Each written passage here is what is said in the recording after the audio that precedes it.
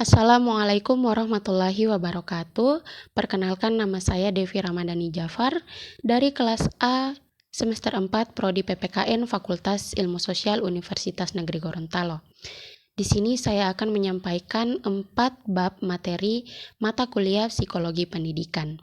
Yang pertama, saya mengambil pada bab 1 yaitu tentang prinsip dasar umum perilaku.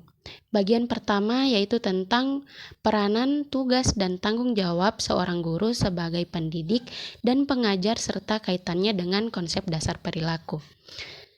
Dalam arti yang luas, pendidikan dapat mencakup seluruh proses hidup dan segenap bentuk interaksi individu dengan lingkungannya, baik secara formal, non-formal maupun informal, dalam rangka mewujudkan dirinya sesuai dengan tahapan tugas perkembangan secara optimal sehingga ia dapat mencapai suatu taraf kedewasaan tertentu.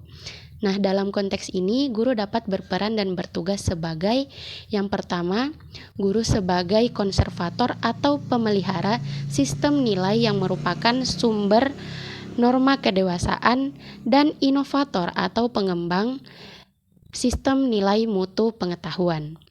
Yang kedua, guru sebagai transmitor atau penerus sistem-sistem nilai tersebut kepada sasaran didik. Yang ketiga, guru sebagai transformator atau penerjemah sistem-sistem nilai tersebut melalui penjelmaan pribadi dan perilakunya melalui interaksi antara dirinya dengan sasaran didik.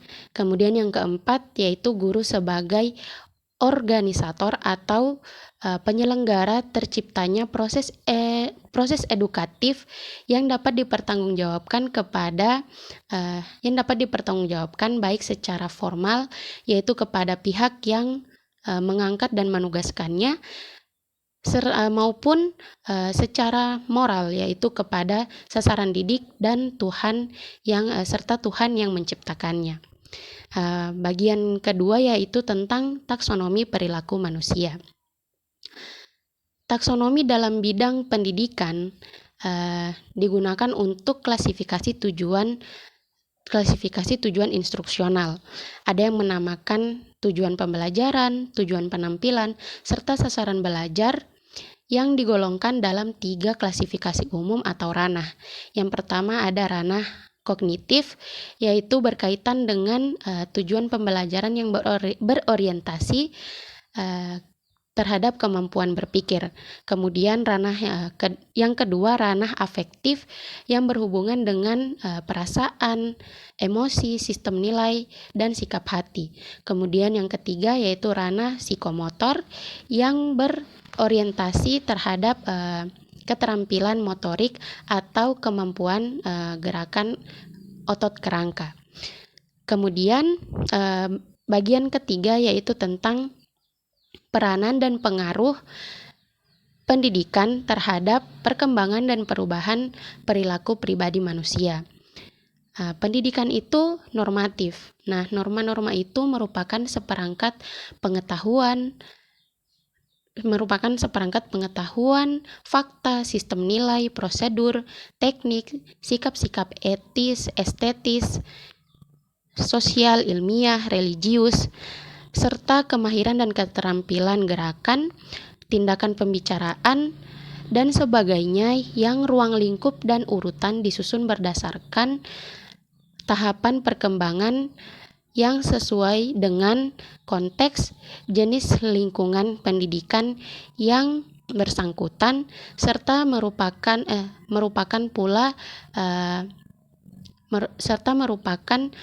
perangkat kriteria keberhasilannya.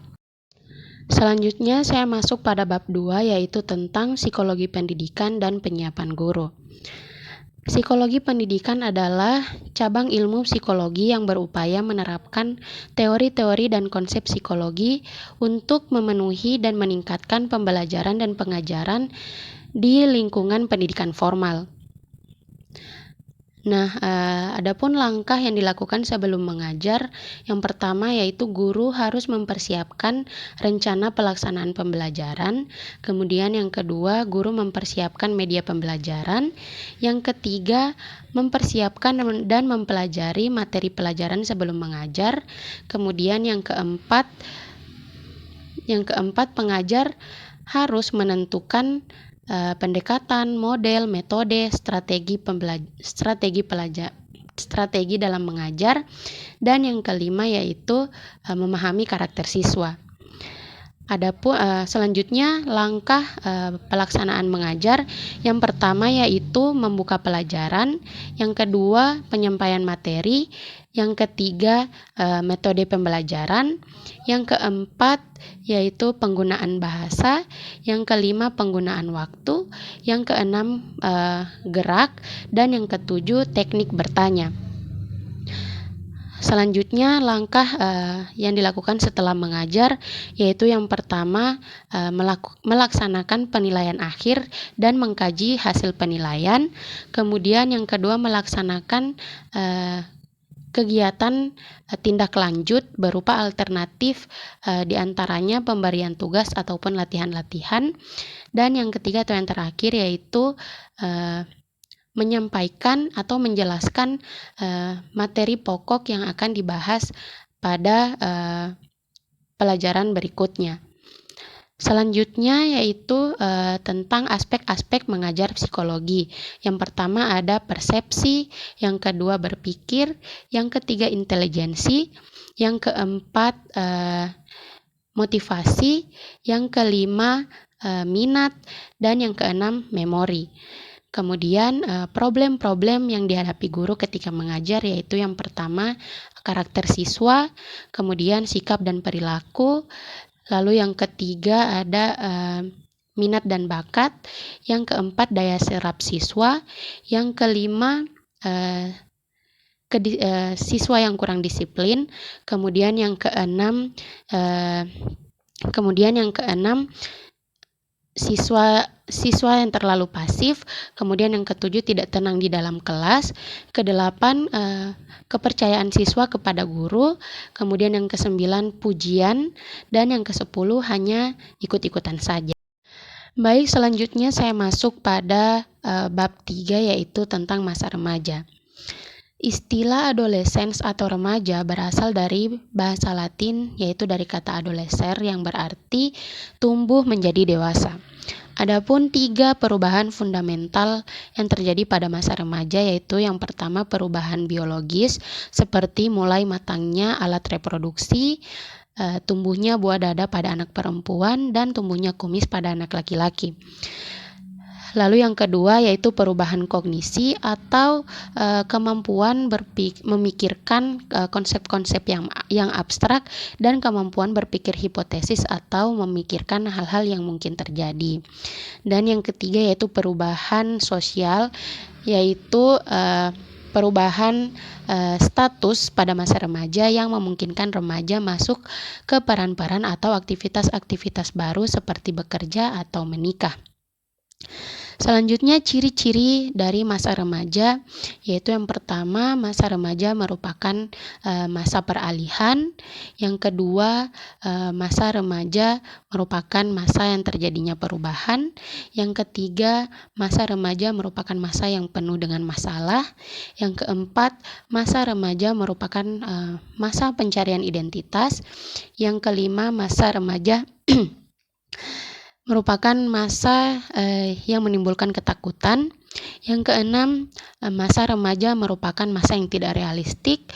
Yang ketujuh, masa remaja merupakan masa sebagai ambang masa depan.